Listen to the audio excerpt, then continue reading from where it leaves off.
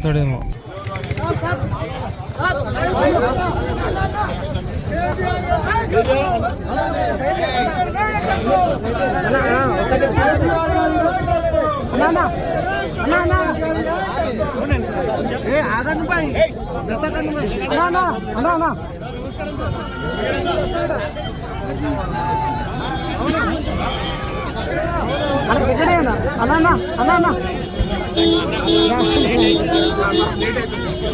ప్రభుత్వానికి ఇప్పుడే పోచారం శ్రీనివాసరెడ్డి గారు చెప్పినట్టు రైతు ప్రయోజనాలు కాదు రాజకీయ ప్రయోజనాలే ముఖ్యమన్నట్టుగా ఇవాళ దుష్ట రాజకీయం చేస్తున్న ప్రభుత్వానికి బుద్ధి చెప్పడానికి, ప్రజలకు మళ్ళొక్కసారి కాళేశ్వరం యొక్క గొప్పతనాన్ని వివరించడానికి, పంటలు ఎండిపోకుండా చూసుకోవడానికి, గొంతులు ఎండిపోకుండా మంచినీళ్లకు కూడా గోస రాకుండా ఎండాకాలంలో చూసుకోవడానికే ఇవాళ మా పర్యటన.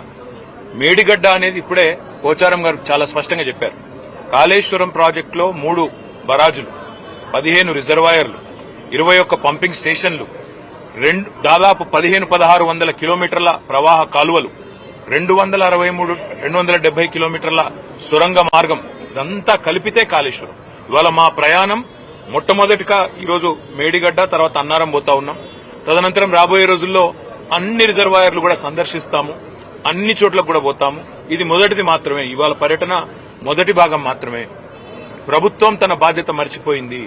ఇవాళ వర్షాకాలం లోపల రిపేర్లు చేసి అక్కడేమన్నా సమస్య ఉంటే, సాంకేతిక సమస్య ఉంటే దాన్ని నివారించి రైతులకు నీళ్లు ఇవ్వాల్సిన ప్రభుత్వం బాధ్యత మరిచి మళ్ళొక్కసారి తెలంగాణను ఎడారిగా చేసే ప్రయత్నం ఏదైతే చేస్తున్నదో, దశాబ్దాలు తన పరిపాలనతో కాంగ్రెస్ ఎట్లయితే గోసబుచ్చుకున్నదో తెలంగాణను, మళ్ళా అదే ప్రయత్నం ఏదైతే చేస్తున్నదో దాన్ని ప్రజల దృష్టికి, రైతుల దృష్టికి తీసుకురావడానికే మా ప్రయత్నం.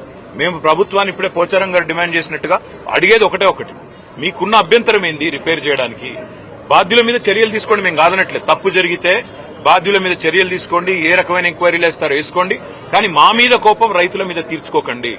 మా మీద ఉండే ద్వేషం, మా పార్టీ మీద ఉండే కోపం రైతుల మీద, రాష్ట్ర ప్రజల మీద తీర్చవద్దు అనే మాట ఒకటి. తప్పకుండా మా నాయకులు అందరం కూడా అన్ని రిజర్వాయర్లు గాని, అన్ని పంపింగ్ స్టేషన్లు గాని, అన్ని ప్రవాహ కాలువలు గాని అన్ని చోట్ల కూడా పోతాం. ఇది మొదటిది మాత్రమే మాట నేను మీకు విజ్ఞప్తి చేస్తాను.